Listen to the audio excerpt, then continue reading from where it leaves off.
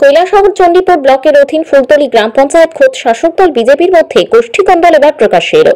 ওই পঞ্চায়েতের 3 নম্বর ওয়ার্ডের বিজেপির মেম্বার মণি সিনহা কর্তৃক অপর এক সক্রিয় বিজেপি কার্যকর্তাকে লাঠি সোঁটা দিয়ে পিটিয়ে রক্তাক্ত করার মতো গুরুতর অভিযোগ উঠেছে।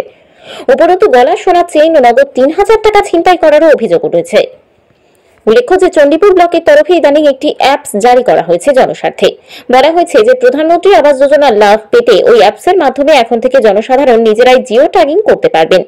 যেহেতু সময় সংকীর্তন, তাই পঞ্চায়েত বা সরকারের উপর থেকে কাজের লোড কিছুটা হ্রাস করতেই ব্লক সহ পঞ্চায়েত কর্তৃপক্ষ ওই উদ্যোগ গ্রহণ করেছে। সেই মোতাবেক পঞ্চায়েত কর্তৃপক্ষ ও গ্রাম প্রধান মৃদুল সিনহার আদেশক্রমে 4 নম্বর ওয়ার্ডের বাসিন্দা সুনীল সিনহা হাজির হন ওই পঞ্চায়েতের 3 নম্বর ওয়ার্ডে জিও ট্র্যাকিং করতে 14 ফেব্রুয়ারি। স্থানীয় এক বাসিন্দা জিও ট্র্যাকিং সম্পন্ন শেষ হতেই ওই 3 নম্বর ওয়ার্ডের বাসিন্দা বিজেপি মেম্বার মণি সিনহা পথ আটকান সুনীল সিনহার। মণিবাবু জানতে চান যে কার আদেশে এবং ওনার অনুমতি ব্যতি রেখে কি করে এসেছেন এখানে।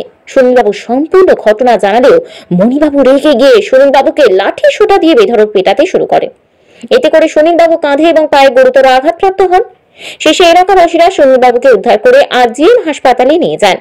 হাসপাতাল থেকে ওনাকে বিভিন্ন পরীক্ষা নিরীক্ষা করার পরামর্শ দিলেও আর্থিকভাবে দুর্বল সুনীলবাবু আজ অসহায়। গ্রাম প্রধান ও মন্ডল সভাপতিকে জানানোর পরেও কোনো সঠিক সুরাহা না পেয়ে সুনীলবাবু কৈলাসহর থানার দ্বারস্থ হয়ে সুষ্ঠু বিচারের দাবিতে মিডিয়ার দ্বারস্থ হলেন। নমস্কার, আমার নাম সুনীল সিনহা। আমি ফুলতলী পঞ্চায়েতের 4 নম্বর ওয়ার্ডের স্থায়ী বাসিন্দা। গতকাল 14 ফেব্রুয়ারি আমি পঞ্চায়েতে যাই। যাওয়ার পরে জিআরএস আমাকে প্রধানমন্ত্রী আবাস যোজনা সেলফ রেজিস্ট্রেশনের জন্য অ্যাপস দিয়েছে।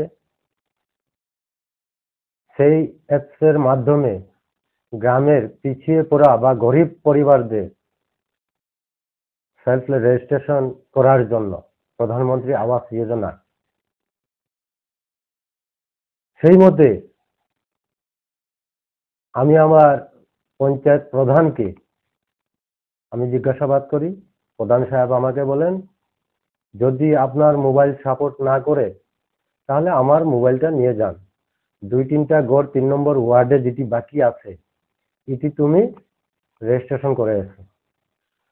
তখন আমার মোবাইলটা সাপোর্ট দিছিল না।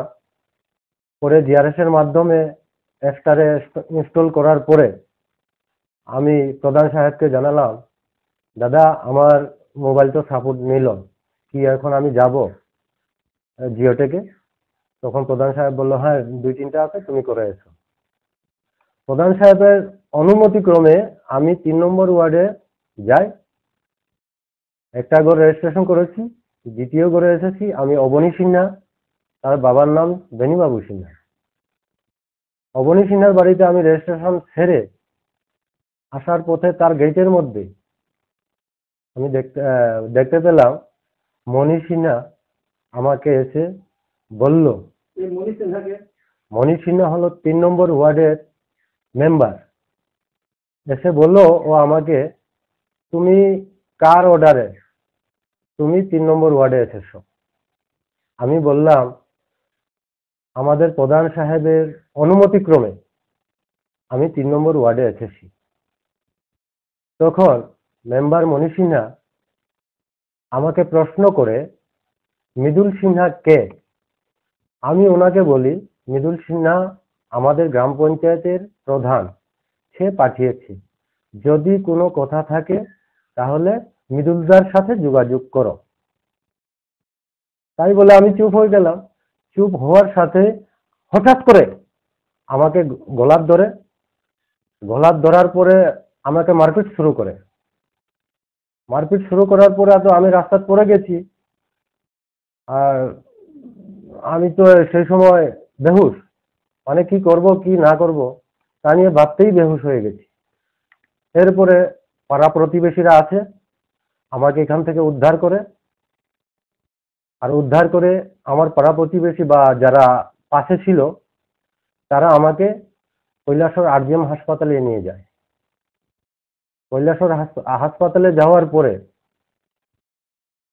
ডাক্তার আমাকে দেখেছে, এক্সরে করার জন্য করেছে, ঔষধও দিয়েছে। তার সঙ্গে শরীরে প্রচুর ব্যথা বেদনা ছিল, মাথা ঝিমঝিমি ছিল।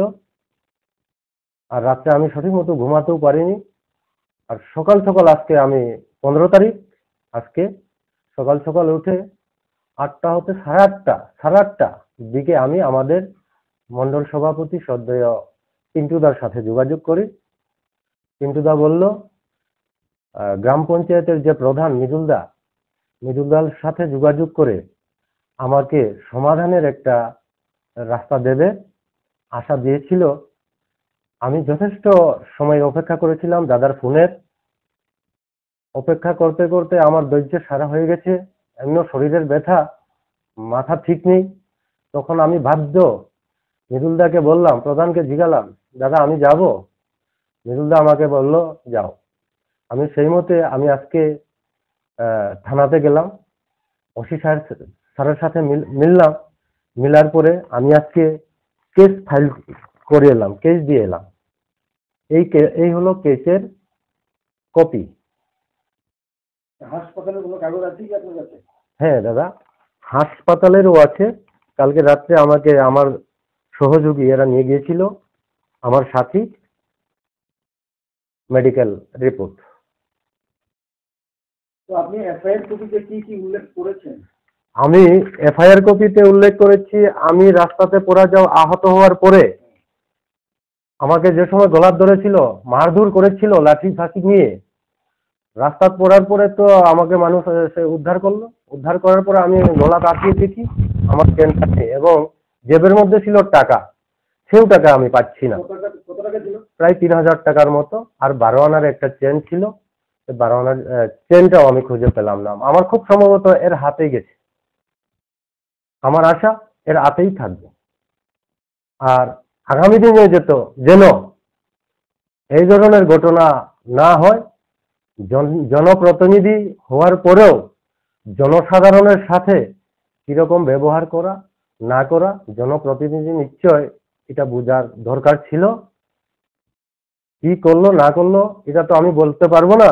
আমার ব্যক্তিগত মতে ডেভেলপমেন্টের কাজ নিয়ে করা, গ্রামকে উন্নয়ন করা, এবং সবাই যাতে গ্রামের মধ্যে কেমনে মিলেমিশে জীবনযাপন করা, সেই দিকে আমরা লক্ষ্য রেখে আগামী দিনে যাতে ঝগড়া না করে আলোচনার মাধ্যমে যাতে আমরা সবাই যে কোনো ধরনের অসুবিধার থেকে মুক্ত পাই, সেই আশা আকাঙ্ক্ষা রেখে আজকে সোশ্যাল মিডিয়ার মাধ্যমে আমি বার্তা দিতে চাই, ঝগড়া করে মারধর করে কিছুই নেই। আলোচনার মাধ্যমে যাতে আমরা একে অপরের সহযোগিতায় কামে আসতে পারি, সেই আশা আমি সবার কাছে আবেদন করি। তো আপনার উপর যে হামলা হলো, আপনি যে রক্তাক্ত হলেন, হাসপাতালে গেলেন এবং পুলিশ প্রশাসনের দ্বারস্থ হয়েছেন, আপনি পুলিশ প্রশাসনের কাছে কি দাবি করছেন? আমি পুলিশ প্রশাসনের কাছে এটাই দাবি করব, আমার হারিয়ে যাওয়া সোনার হার এবং 3000 টাকা এবং মেডিকেল চার্জ সবকিছু যাতে সঠিক মতে হয়, এবং বিচারটা যাতে সঠিক মতে করে আগামী দিনে যেন অন্য কাউকে, আমাকে হাত দিয়েছে, অন্য কাউকে যত হাত তুলতে না পারে। সে না, আর যেও হোক, গ্রামের মধ্যে যেন একে অপরের সাথে হাত তুলতে না পারে, সেই আশা আমি রাখি। সংক্ষেপে আপনি সুবিচার চাইছেন? আমি সুবিচার চাইছি সবার কাছে। তো আপনি যে 3 নম্বর ওয়ার্ডে যিনি মেম্বার বললেন যে আপনার উপর হামলা করেছিল মনি সিং, আমরা কি আপনি বলেননি যে ব্লকের তরফ থেকে তো আজ থেকে 2-3 দিন আগে অলরেডি একটা অ্যাপ ছাড়া হয়েছে, যেহেতু সময়টা সংকীর্ণ এবং 15 তারিখের মধ্যেই জিও ট্রেকিং শেষ করতে হবে, যার ফলে মানে জনসাধারণ নিজেরাই সেই অ্যাপের মাধ্যমে যে জিও ট্রেকিং করতে পারে, এটা তো মনি সিং নাকি বলেননি আপনি? মনীষিনা পঞ্চায়েতে যায়, মনীষিনাকে সবাই বলেছে। মনীষিনা শুধু না, গ্রামের যারা যারা আমরা কাজ করি পঞ্চায়েতে পাবলিকের সুবিধার্থে, পঞ্চায়েতের মধ্যে সবাই কাজ করে, যারা কার্যকর্তা আছে তাদেরকে অনুমতি দিল যাতে তাড়াতাড়ি 15 তারিখ কালকের মধ্যেই যাতে আমাদের সেলফ রেজিস্ট্রেশনটা কমপ্লিট হয়, সেই জন্যই প্রধান সাহেব আমাকে পাঠিয়েছিল। তো মনি সিং আপনাকে আক্রমণ করার কারণ কি? কারণ তিনি নিজেই একজন বর্তমান সরকারের একজন মেম্বার, পঞ্চায়েতের সঙ্গে উনি ওতপ্রোতভাবে জড়িত, যেহেতু একজন মেম্বার, কিন্তু সবকিছুই জানেন যে এইখানে অ্যাপসের মাধ্যমে আপনার কোনো জিও ট্র্যাকিং করতে গেলে কোনো কারোর মেম্বার, কোনো প্রধান কারোর অনুমতি নিতে হয় না, জনসাধারণ নিজেরাই করতে পারে। তো সেখানে এই যে মনি সিনহা হস্তক্ষেপ করবে কেন? সঠিক, এটা তো তার মনের কথা, আমি বলতে পারবো না। আমি তো চণ্ডীপুর আরডি ব্লকের যে গ্রুপ আছে সোশ্যাল মিডিয়ার, সেই গ্রুপে আমি পেলাম এবং কেমনে কি করে অ্যাপটারে ওপেন করা, ইনস্টল করা সবকিছু আমাদের চণ্ডীপুর আরডি গ্রুপ সোশ্যাল মিডিয়ার ইয়েতে পাওয়া যাবে। আপনারা সার্চ করবেন, পাবেন, দেখবেন কিভাবে কেমনে হয়। আমরা তো পঞ্চায়েতে কাজ করি, জনসাধারণের কে নিধি, কে পাওয়ার যোগ্য, তাদেরকে ঘর দেওয়া না দেওয়া তা নিয়ে 15 তারিখ লাস্ট সবাই চিন্তিত ছিল, কার গরিবের যদি ঘর না হয়। সেই দিক দিয়ে চিন্তা করে প্রধান সাহেব এবং সবাই পঞ্চায়েতের যারা আছে সব প্রতিটি ওয়ার্ডে মানুষ সরিয়ে দিয়েছিল, যাতে তাড়াতাড়ি 15 তারিখের মধ্যে কমপ্লিট হয়, গরিব জনসাধারণ যাতে আবাস যোজনার ঘর পায়। তো আপনি কি এরকম বলতে চাইছেন যে মেম্বার যে মনি সিনহা উনি অবৈধভাবে আপনার উপর হামলা করেছেন এবং বিডিও, ডিএম বা প্রধানের কথা বা অ্যাপ সে কোনো মান্যতা দেয়নি, এরকম বলতে চাইছেন কি? আমি তো সঠিক জানি না এ অ্যাপ ব্যবহার করতে পারে কিনা। অ্যাপ তো ঠিক আছে, অ্যাপ সোশ্যাল মিডিয়ার মধ্যে সরানো হয়েছে, পার্সোনাল মতেও আমাকে জিআরএস দিয়েছে, জিআরএস ইনস্টল করে দিয়েছে। ইনস্টল করে দেওয়ার পরে আমি প্রধান সাহেবের অনুমতিতে আমি গিয়েছি। এরপরে মেম্বারের কি হয়েছে কি না হয়েছে, মেম্বারের যা আমাকে প্রশ্ন করেছিল সেই উত্তর আমি দিয়েছি। দেওয়ার পরেও আমাকে এত মারধর করলো, আমি জানি না কেমনে কি করলো, তার মাথায় কি হয়েছে। আর কিছু বলতে চাইবেন? আর তো বলার নেই দাদা, নমস্কার।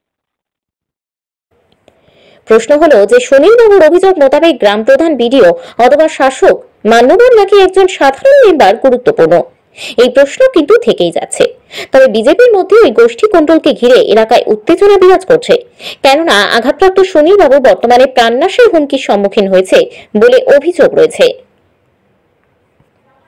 নিজস্ব প্রতিনিধির রিপোর্ট, ত্রিপুরা পাইওনিয়ার।